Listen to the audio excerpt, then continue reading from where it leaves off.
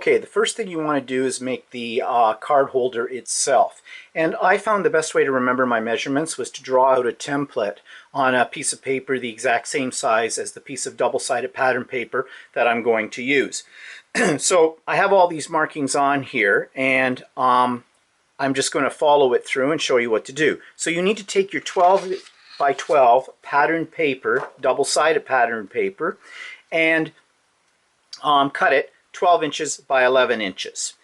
Now, double-sided pattern paper works better because it's thicker. So you want to have a holder that has a lot of stability to it, so that's why I recommend double-sided. Also, it looks nice on both sides. So you put down the 11-inch edge at the top, and you're going to score 2 lines from top to bottom. The first line is going to start at 4.5 inches and go right down. And the second line is going at the 6.5 inch mark. Now I'm using a scoreboard for this, which I find is the easiest, but you could do this with just a ruler and a bone folder as well.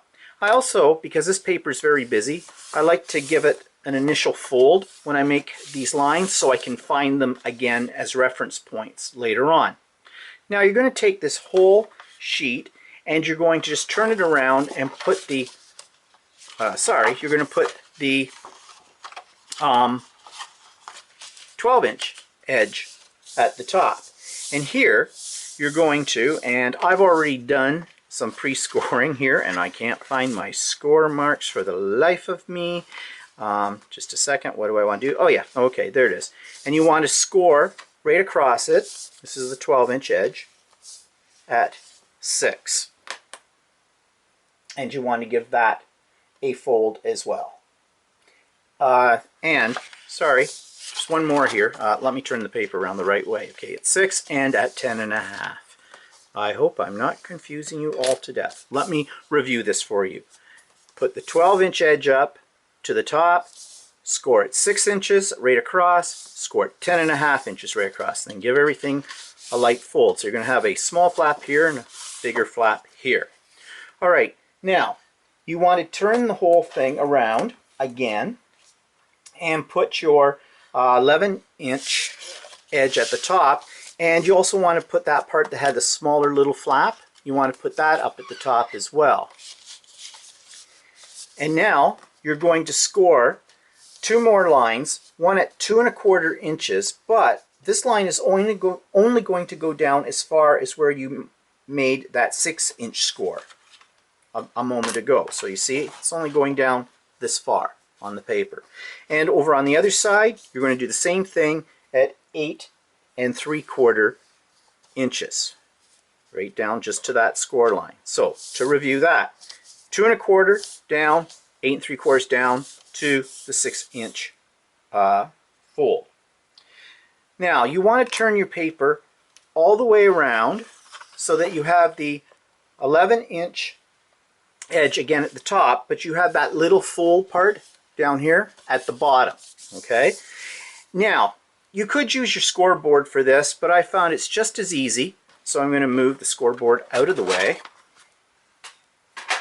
I found it just as easy to make these 2 marks with a ruler and a pen. So in here, if you can visualize this, this is going to be the spine of your book.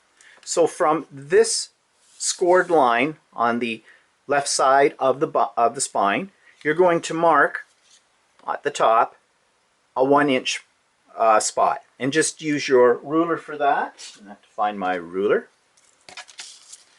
and you just measure it, and it'll be 1 inch from that fold over there, and so mark the spot.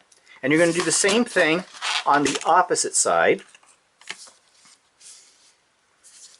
of the spine, 1 inch over, mark the spot.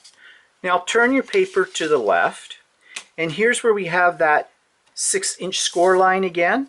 You're going to measure from the 6-inch score line up to here, 2 and let me check my measurement again. Yeah, it's going to be 2.25 inches.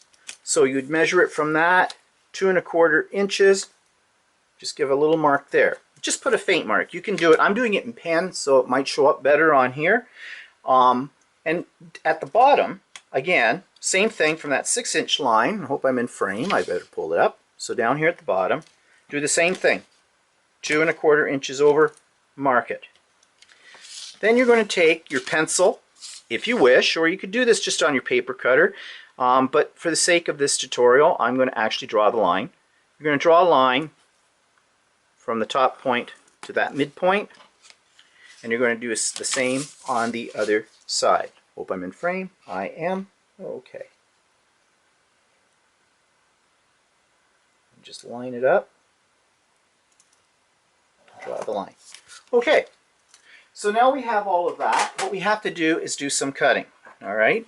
So we're going to cut off these 2 points. Now you could use your paper cutter for this, or you can use your scissors, up to you, whatever works best for you. 1, and the other corner, and oops, and they're off. Okay, now what we have, you see, this shape that's coming here, we need to cut along this line. Here's our spine, so we're going to cut along this line up to the outside edge of the spine on this side, and the same on the other side. We're also going to cut this flap that's down here across to the spine on this side and to the spine on this side. So this is where it gets a little tricky. It might be easier if you draw a slight light line when you do this to see it, but I'm going to try. I hope this is in frame. Yeah. And I'm just going to cut it up to the edge of the spine.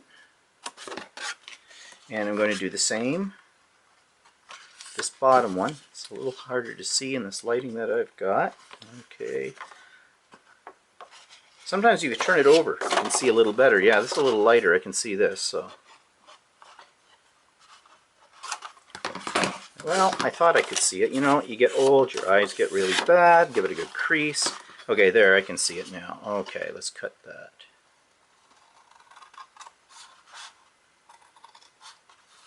Just up to the spine. I don't want to go further than that. Again, it would be easier if I kind of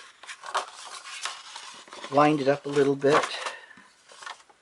Okay, I may be out of the shot with this. I can't really tell. So, to the spine.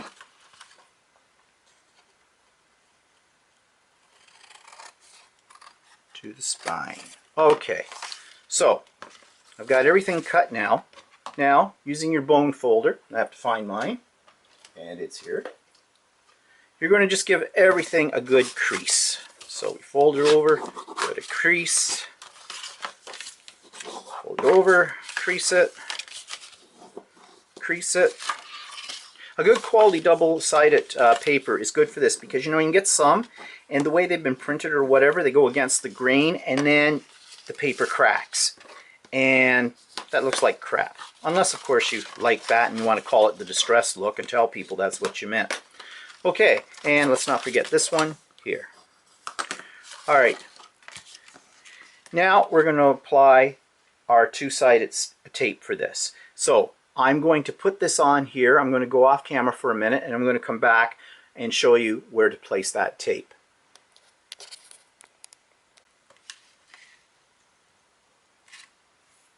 Okay, let's talk about the placement of your score tape. Score tape holds better than most things, but I'm using a combination of both score tape and a permanent Tombow tape runner as well. Now you need to decide before anything else which side of your double-sided paper you're going to actually have on the outside of your box. And I like this pattern.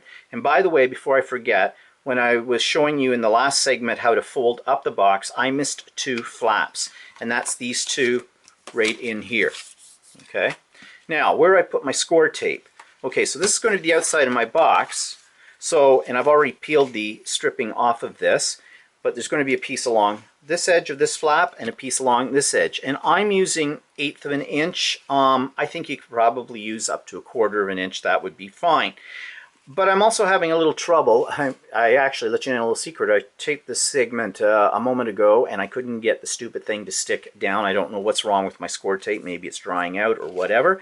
So just to reinforce it, to make sure everything works, I'm going to use my tape runner as well on this. So what you're going to do is, I'll just show you before I glue it down, is this piece goes on the inside here, and this is going to come over and fold down and hopefully glue. So that means I need glue.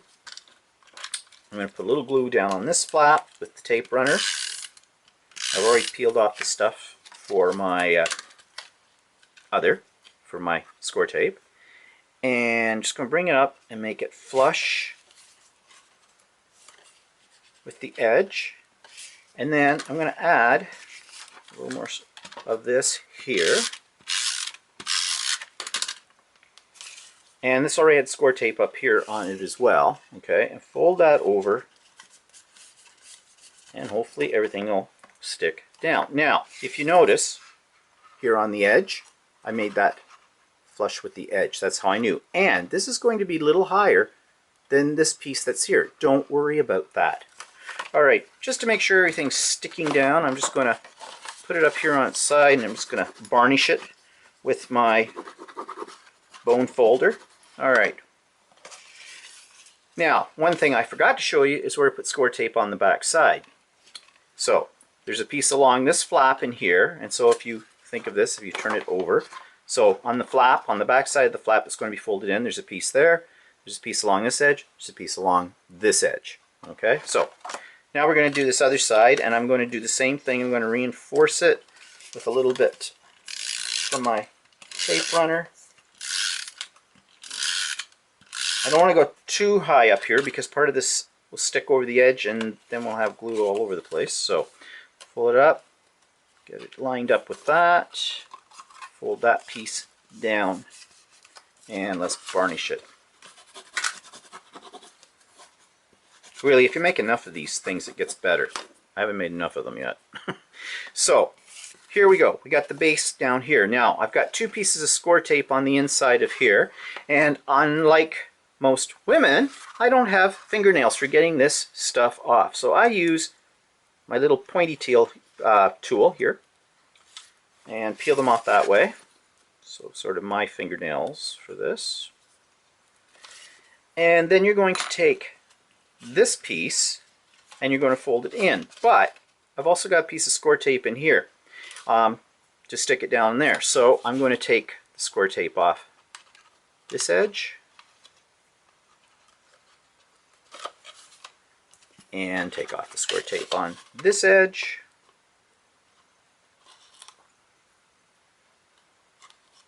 Okay, you see what I mean about not having fingernails? It can be a real problem. Okay, let's try this again. Bear with me, I will get it. All right, there we go, got it. Okay, get that piece off me. Now, I want to give them another little crease in there, but carefully don't stick the score tape down. And then they get tucked inside here. Bring them up, make them flush with the edge, and then varnish it.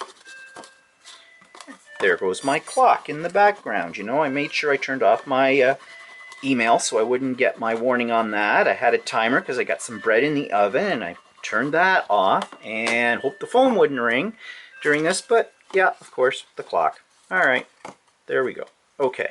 So you just shape it around, and there, you've got your little box all ready to go. Okay, the next thing we're going to do is we're going to embellish this box.